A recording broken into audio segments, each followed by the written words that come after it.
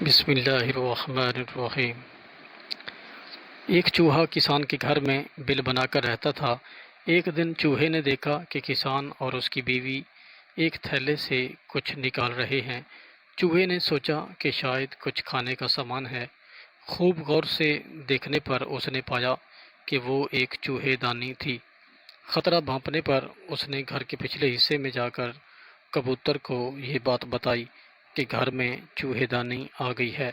کبوتر نے مذاق اڑاتے ہوئے کہا کہ مجھے کون سا اس میں پھنسنا ہے۔ مایوس چوہا یہ بات مرغ کو بتانے گیا۔ مرغ نے مذاق اڑاتے ہوئے کہا کہ جا بھائی، یہ میرا مسئلہ نہیں ہے۔ مایوس چوہے نے دیوار میں جا کر بکرے کو یہ بات بتائی اور بکرا ہنستے ہنستے لوٹ پوٹ ہونے لگا۔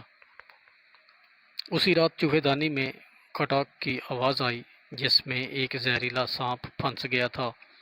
اندھیرے میں اس کی دم کو چوہا سمجھ کر کسان کی بیوی نے اس کو نکالا اور سانپ نے اسے ڈس لیا۔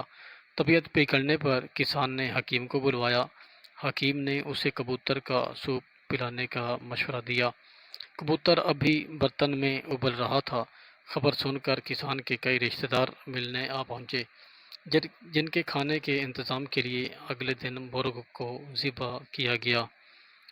کچھ دنوں کے بعد کسان کی بیوی مر گئی۔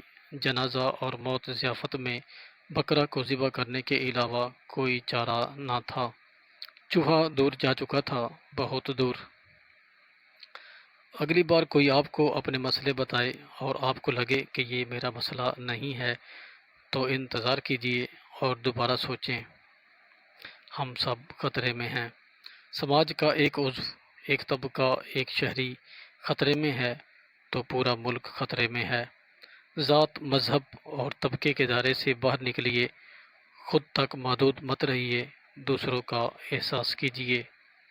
اللہ پاک ہمیں سمجھنے اور عمل کرنے کی توفیق عطا فرمائے۔ آمین یا رب العالمین۔